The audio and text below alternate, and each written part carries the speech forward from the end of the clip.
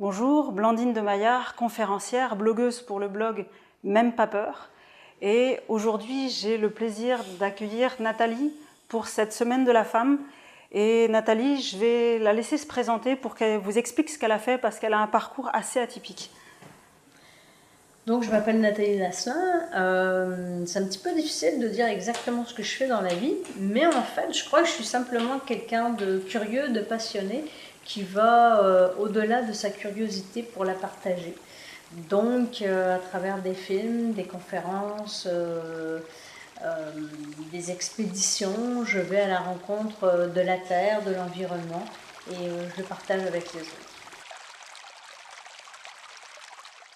Je commençais à faire mon premier film comme réalisatrice et j'ai rencontré un homme qui avait fait quelque chose d'absolument incroyable, un record. Okay. Et il m'a simplement dit si quelque chose est suffisamment important pour toi, peu importe ce que les gens vont dire, fais-le. Et ça a été surtout venant de quelqu'un qui avait fait ce record-là, qui ne sert pas à grand-chose dans la vie, mais qui était important pour lui, qui avait réussi, qui était passé à travers beaucoup d'épreuves. Ça a été pour moi une des grandes rencontres de ma vie. J'ai toujours été une rêveuse, une passionnée, une curieuse. J'ai toujours eu envie d'aller voir ce qu'il y avait en dessous de la surface de la terre, en dessous de la surface de l'eau, ce qu'il y a en arrière d'une porte. Je veux aller voir ça. Par hasard, j'ai rencontré un Québécois et j'avais 11 ans, donc pour moi c'était quelqu'un qui avait une drôle de façon de parler. Et je lui ai dit, bah, donne-moi ton adresse, je vais t'écrire. Et comme de fait, il l'a fait. Et puis quelques années plus tard, à 15 ans, je suis venue pour la première fois au Canada. Et je me suis dit, bah voilà, un jour j'irai vivre au Canada. Donc ça a été probablement ma grande première réalisation personnelle, de dire, bah, je m'en vais à l'aventure, je vais dans un grand pays, je traverse l'océan. Et voilà, c'était pas écrit et c'était pas dans les habitudes familiales de voyager loin. Mais je me suis dit, bon, j'ai envie de le faire, je vais le faire.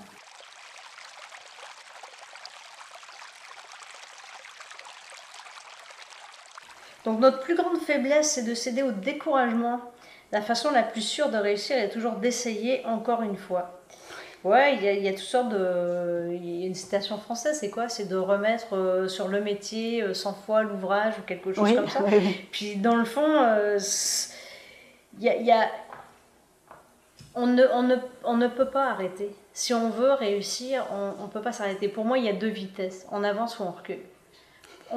Évidemment, de temps en temps, il faut prendre une pause pour respirer. Le problème, c'est que si on prend une pause un petit peu trop longue, c'est que la vie continue, le monde continue, tout avance. Et donc, si on est dans l'inaction, dans la non-poursuite, on va régresser. Et puis, à un moment donné, c'est comme n'importe quoi. Moins on en fait, moins on a envie d'en faire. Ouais. Alors, peu importe les aléas, les découragements, parce qu'évidemment, quand on fait des choses, il y a toujours des découragements. Il y a probablement plus d'échecs que de succès, au final. Il y a plus de tentatives inabouties que de réussites. Mais chaque pas, chaque chute amène un perfectionnement qui nous permet à un moment donné de réussir et d'accéder à ce dont on rêve depuis toujours, quoi. Donc en fait, un échec, c'est juste une marche supplémentaire pour aller vers le projet suivant. Ouais, même si on est gratigné, même si ça saigne, même si les larmes coulent, même en dépit de tout ça, un échec, c'est une première tentative, c'est une première version, c'est un premier jet. Et c'est vraiment de se dire, bon, c'est pas grave, on peut en être déçu, on peut en être triste, on peut avoir envie de tout laisser tomber. C'est tout à fait normal. Puis en même temps, il faut vivre ces moments-là. Parce qu'en les vivant, ça nous permet de les mettre de côté. Puis après ça, ok, on peut se replacer, puis recommencer, puis de prendre une petite pause, de dire bon, ok, là, ça n'a pas marché. Après, c'est d'évaluer aussi pourquoi ça n'a pas fonctionné. Oui. Est-ce que ça m'appartient ou ça ne m'appartient pas? Est-ce que moi, j'ai fait tout ce qu'il fallait pour réussir ou pas? Ouais. Puis parfois on se rend compte, on se dit vraiment, c'est vrai que sur ce coup-là, j'ai peut-être pas fait tout ce qu'il fallait. C'est pas grave, la prochaine fois je ferai mieux, je vais mieux me concentrer, je vais essayer d'apprendre de mes erreurs. Est-ce que j'applique la bonne méthode pour y arriver. Oui, Parce qu'on peut se perdre de temps en temps, on se dit bon allez je vais refaire la même chose de la même façon. Non mais peut-être pas, il faut peut-être... Oui, peut-être cette fois-ci, il fallait peut-être inventer quelque chose de différent. Ouais. Puis de se laisser inspirer par d'autres. La chute n'est pas un échec. L'échec c'est de rester où on est tombé. Ouais, c'est d'autant plus que souvent il suffit de tomber parfois dans la rue pour se rendre compte que tout le monde continue à marcher. Je sais pas si ça t'est déjà arrivé, mais oui. C'est ça, on tombe, on chute, voilà, on se relève et puis de deux choses une. Parfois aussi, peut-être que c'est important de se dire, de se questionner sur la raison pour laquelle on suit une voie. Est-ce que cette voie-là est vraiment pour nous? Ok, donc l'échec, ça serait comme un peu un aiguillage qui serait là, un truc qui serait là pour te dire, ok, la voie que tu suis, est-ce que c'est toujours la bonne ou est-ce que c'est peut-être le moment de changer? Oui, ça peut être ça, ou ça peut être, ok, est-ce que ce que je mets en place sont les bonnes choses pour pouvoir y arriver? Est-ce que j'utilise les bons outils, les bonnes ressources? Et parfois aussi, quand on a des échecs ou des échecs qui peuvent se répéter dans quelque chose, on peut se poser la question à savoir pourquoi ça arrive sans trop... je suis pas du genre à me poser trop de... Questions métaphysiques peut-être? De questions métaphysiques. À un moment donné, on peut s'en poser beaucoup, mais c'est se dire, bon, ok, là, si ça fonctionne vraiment pas, il y a peut-être deux raisons, hein, parce que dans le fond, c'est peut-être juste pas pour moi. Ça, je pense que c'est avec l'âge qu'on l'apprend aussi parfois. Ouais. On peut avoir des rêves, puis de se dire, voilà, tu sais, je pourrais rêver d'être mannequin, là, mais à un moment donné, tu fais comme, non, je peux pas être mannequin. Non, est-ce que dans le fond, c'est vraiment pour moi? Est-ce que ça va m'empêcher d'être heureuse? Est-ce que ça va m'empêcher de me réaliser pleinement? Probablement pas. Ouais. C'est ça aussi qui est super important, dans le fond, c'est d'écouter l'essence, notre propre essence. Et c'est ça qui va faire en sorte qu'on va réussir à se réaliser, puis à réussir notre vie au complet. Ouais, donc c'est des fois peut-être que justement les échecs sont là pour nous dire t'es en train de poursuivre un rêve qui est pas le tien, c'est ça que tu veux dire quand genre mannequin ou... Oui, par exemple, ça n'a jamais été mon rêve. Ouais, non mais... bon, ouais, non mais en fait il y a deux choses, c'est que l'échec, si on reste là où on a chu, où on est tombé, c'est la fin. Oui. Et non, si c'est la fin, ça marche pas, on peut pas s'arrêter. Ultimement, pour accéder à nos rêves, on peut pas s'arrêter. La journée où on laisse tomber, c'est fini, quoi. Il y a personne qui va venir faire les choses à notre place. Donc, il faut poursuivre. Par contre, parfois, on peut vivre des échecs qui nous permettent de voir que on n'est peut-être pas dans la bonne voie. Nous, on fait pas les choses pour les bonnes raisons et que dans le fond, c'est peut-être juste pas pour nous, quoi. Je ne me suis jamais positionnée comme la personne non traditionnelle. Ce que je veux dire par là, c'est quand j'arrivais avec les gars, j'arrivais comme on dit, one of the boys. Donc, je suis là, je vais faire le même métier, la même job que vous, sans avoir de demande différente des autres. Donc, voilà, je suis capable de faire les choses, je vais les faire et je veux pas de traitement de faveur. Par contre, dans ma façon plus personnelle et féminine de faire les choses, c'est que j'ai jamais eu le besoin de m'imposer aux autres. Okay. Je fais mon bonhomme de chemin. À l'occasion, on a besoin de prouver aux autres que oui, on est capable de le faire et ça met les pendules à l'heure. Par contre, j'ai pas besoin de prouver que je suis meilleure que l'autre, quoi. Je fais ce que j'ai à faire. Donc ça, c'est peut-être quelque chose de plus féminin, quoi. Et puis aussi, ce que tu disais, c'était ce que tu me disais tout à l'heure, c'était que t'avais, les gens se sentent moins obligés d'être en démonstration par rapport à toi, et du coup, toi, toi, de toute façon, dans ta manière d'être, tu te sens pas obligé de hurler sur les gens, etc. Tu dis, par exemple, même si je les emmène dans des choses techniques, ça se passe tranquillement. Ouais, par exemple, mettons, avec des étudiants en plongée spéléo, il arrive très souvent de voir des instructeurs masculins qui la jouent un peu à la G.I. Joe en gueulant sur les étudiants, etc.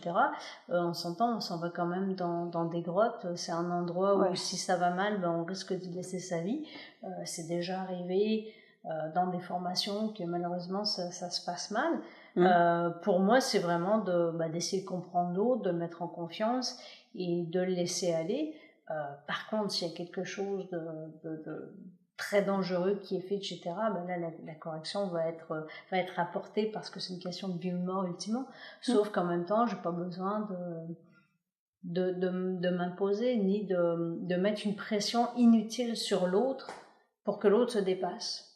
On peut amener quelqu'un à se dépasser d'une autre façon qu'en lui mettant la pression et en essayant de lui faire croire que regarde, jamais tu seras aussi bon que moi. Tu sais. Pour moi, c'est pas quelque chose que j'applique du tout. Je suis un peu mal à l'aise avec le fait de faire 2 catégories, les hommes d'un côté, les femmes de l'autre. Oui, il y a des généralités. En même temps, c'est pas quelque chose avec lequel je suis nécessairement très à l'aise. Par contre, je pense qu'il y a effectivement, c'est un peu un stéréotype, mais peut-être une certaine douceur de faire les choses et encore. Ça dépend des personnalités. Si on pense à Margaret Thatcher, je suis pas sûre qu'il y avait une douceur nécessairement là, mais elle faisait le travail. Donc, pour moi, c'est peut-être plus une question de personnalité et surtout, ultimement, c'est en tant que femme de se dire qu'il n'y a pas de limite, quoi. C'est pas parce qu'on est une femme que des choses on peut pas les faire. Oui. Ça, c'est vraiment la chose qui m'énerve énormément, c'est que bah oui, mais tu peux pas le faire. Pourquoi je pourrais pas le faire? Alors, je serais peut-être pas parfait, je serais peut-être pas expert, mais pourquoi je peux pas le faire? Je vais l'essayer et après on verra. Justement, pour dire qu'on est plus puissante souvent que ce qu'on pense, c'est parce que toi, dans ton métier, de toute façon, tu disais je veux faire la même chose que les hommes. Oui, puis la limite de notre puissance, c'est la limite qu'on va nous-mêmes s'imposer ou qu'on va laisser les autres nous imposer. Parce que pour le reste, puis quel que soit, on parle souvent de limites physiques, mais c'est pas des limites psychologiques. Dans le genre de travail que je vais faire, je me retrouve très très souvent dans des endroits. Je vais donner un exemple. La plus grande injustice pour moi entre les hommes et les femmes, c'est notre résistance au froid. Ah bon? Les hommes en général vont pas avoir froid facilement. Ok. Alors que les femmes vont avoir une moins bonne résistance au froid. Tu sais, t'as juste à regarder tous les films, à chaque fois c'est monsieur qui prend son petit blouson, qui le met sur les épaules de madame. Mais dans les faits, c'est vrai aussi. Et très souvent, je me retrouve à travailler dans des endroits où il fait très froid. Alors c'est sûr, je vais plus sentir mes mains, etc. Mais bon, je vais continuer à faire ce que j'ai à faire. Tu sais, même parfois, si je pense aux photos d'ours polaires, puis les gens sont comme « Ah ouais, c'est super tes photos, etc. » Ouais, mais je me sentais plus les mains, je me sentais plus le corps tellement j'étais transit froid. Parfois, je regarde les vidéos, puis je m'entends respirer, puis je me disais « Ouais, j'avais vraiment froid. » Mais voilà, on se dépasse, puis ultimement, c'est toujours la même chose. Est-ce que c'est suffisamment important de le faire?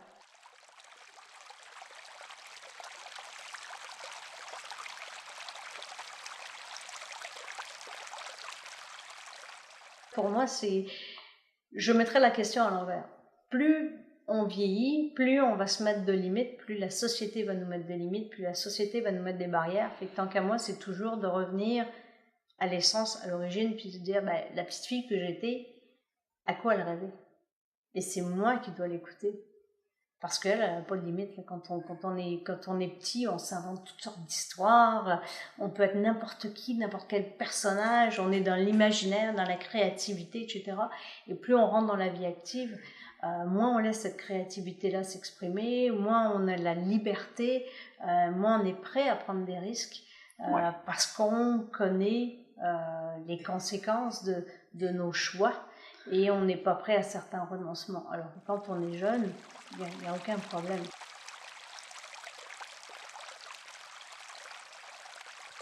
Ben, le seul message, la seule chose, c'est go. C'est deux lettres, go. Foncez, faites-le. Ça marche, ça marche pas, ça marche pas. Mais au moins vous l'aurez fait. Ouais. Et moi, j'ai retenu aussi une chose quand on discutait, tu disais... Faites-le pour vous. Ah ouais. C'est clair qu'il faut le faire pour soi. Puis souvent, il y a peut-être une différence aussi entre les hommes et les femmes, c'est que les femmes, on a souvent cette espèce d'image d'être la mère, d'être celle qui doit s'occuper des autres, prendre en charge les autres, etc. Mais il y a un égoïsme positif à avoir, parce que du début à la fin de nos jours, on sera la seule personne avec nous-mêmes. Oui. Il n'y a personne d'autre qui sera là, peu importe la personne qui va partager notre vie, notre famille, nos parents, les enfants, etc. On sera ultimement la seule et unique personne du début à la fin avec nous-mêmes. Donc, qui mieux que nous peut prendre les décisions pour nous-mêmes, décider ce qu'on va faire, puis se prendre en main? Il n'y a personne qui peut le faire. Non. Il n'y a personne qui peut nous connaître mieux que nous-mêmes. Ça revient finalement exactement à ce que je te disais au début. Tu sais, si c'est important, si c'est suffisamment important pour toi, fais-le. Ouais. Peu importe ce que les gens vont dire. Yes. Sur ce mot de la fin, merci beaucoup Nathalie, parce que ça m'a fait vraiment très plaisir de discuter avec toi. Je pense qu'on a tous un petit quelque chose à garder de ça. J'espère, mais le principal, c'est de, voilà, comme ce que tu fais aujourd'hui, c'est d'avoir une idée en tête puis de le faire. Yes. Ouais, de temps en temps, faut être têtu, faut être borné, là. Défoncer les portes un peu, là. Défoncer les portes, alors peut-être pas chez vous, mais... Bon, okay. Ça se remplace une porte, c'est pas grave. Ok, bon, ça va. Sur ce mot de la fin, au revoir tout le monde, et on vous souhaite toutes les deux une très bonne journée. Et puis une bonne semaine. Salut tout le monde. Bye.